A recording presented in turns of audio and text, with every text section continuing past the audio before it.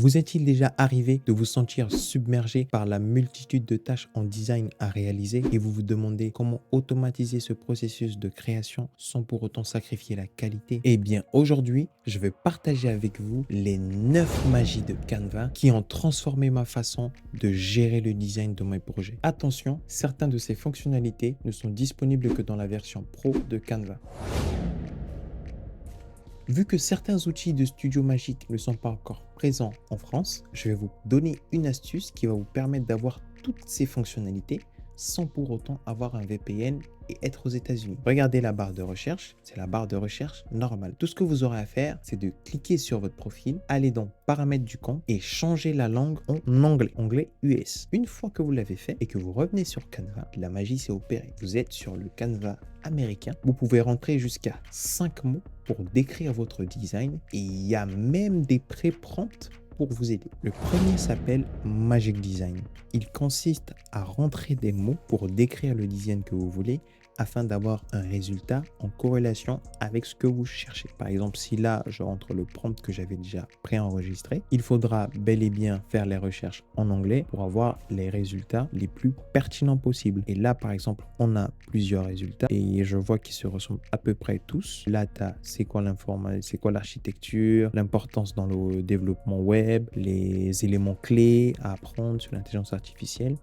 Et tu en as plusieurs. Et là, par exemple, tu en as un autre. Pareil. Là, il parle du design plutôt. Les outils à apprendre. Là, tu as plusieurs templates que tu pourras réutiliser. Et si tu as défini au préalable tes brain templates qui correspondent à tes codes couleurs ici dans brain template, tu peux les réutiliser pour avoir une présentation dans un code couleur que tu as déjà préfait. Tout est facile. En deuxième, nous avons Magic Switch. Pour exemple, j'ai pris la première présentation que nous avons générée avec l'intelligence artificielle. Magic Switch se trouve ici. On peut transcrire tout ce texte en français, par exemple. Si je fais Translate, je vais avancer pour éviter le chargement Open. Et voilà, il a fait tout en français. Certes, les titres sont un peu plus grands que ceux en anglais, mais vous aurez juste à réduire tout ce qui est titre, à réduire la taille. Et normalement, vous avez une présentation propre. Si on revient sur la première présentation et qu'on voit toujours dans Magic Switch, on peut transformer soit en résumé, transformer tout le texte en blog, en email, en poème, parole de chanson, ou en parole de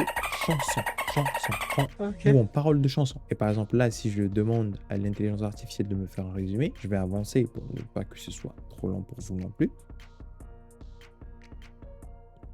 Et voilà, c'est terminé. On a juste à faire Open Doc. Et là, on a un résultat presque parfait. Grâce à Magic Switch, vous pouvez utiliser des custom size. Par exemple, vous pouvez utiliser les présentations TikTok, chose que je vois ces derniers temps sur les réseaux sociaux. Et dès que j'ai fait un copy and resize, là, il a fait une copie de ce qu'on avait fait. Et il a fait un resize à peu près propre. Et il l'a fait en vidéo, bien sûr, qu'on peut faire la lecture et rajouter tout ce qu'on veut par la suite pour les poster sur les réseaux sociaux. Troisième, Magic Write. Reprenons notre présentation en français, résumons-le sur un document et là, il nous a généré un résumé avec le texte bel et bien en noir qu'on ne voit pas, que moi je vais mettre en blanc pour qu'on puisse le voir. Ensuite, là, on a un résumé parfait.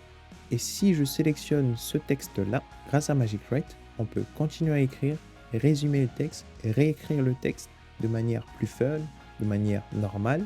Par exemple, si on décide de continuer à rédiger, et là, il nous a généré une réponse à ce point-là. Du coup, on peut le faire chaque point et avoir un document déjà fait sans pour autant faire un copier-coller entre Canva et ChatGPT. Quatrième, Magic Grab. Pour Magic Grab, c'est simple. C'est tout ce qui concerne les images. Vous aurez juste à sélectionner par exemple cette image, aller dans Edit Photo. Dans Edit Photo, il se trouve là, Magic Grab. Une fois que vous avez cliqué dessus, il va séparer les objets et le fond de l'image. Et là, par exemple, j'ai cet objet que je peux glisser et déposer, par exemple, dans l'espace. Simple et efficace.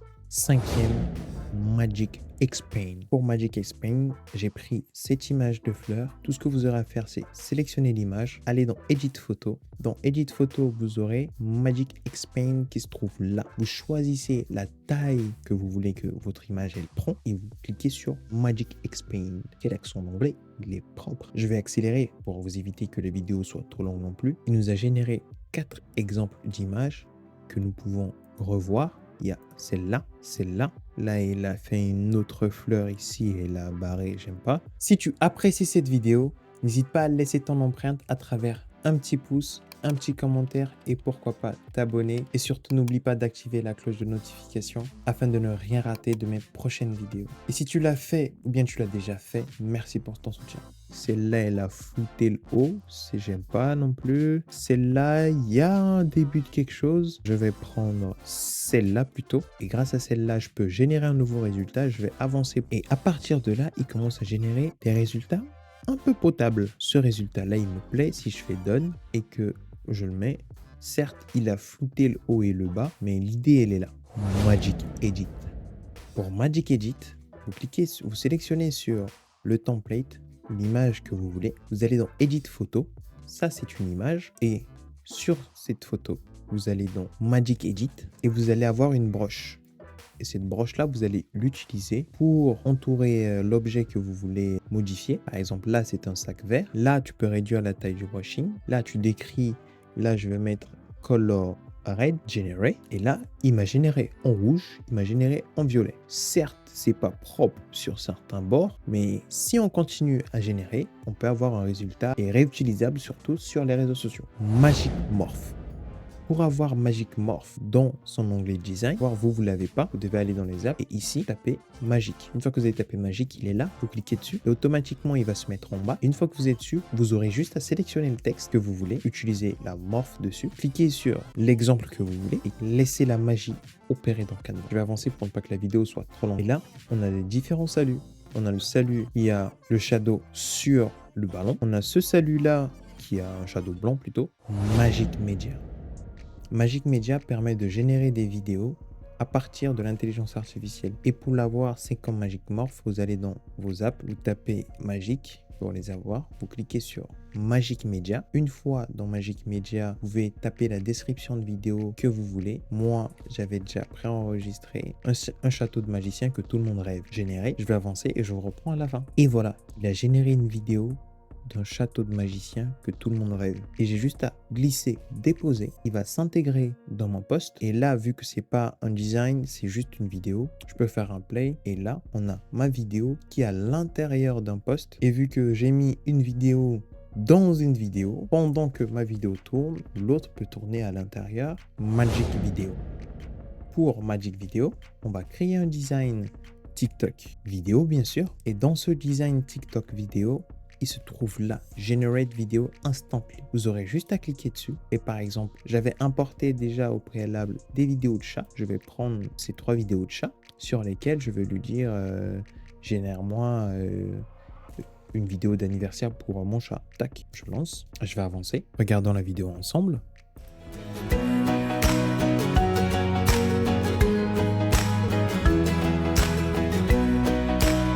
Incroyable ce que Canva fait.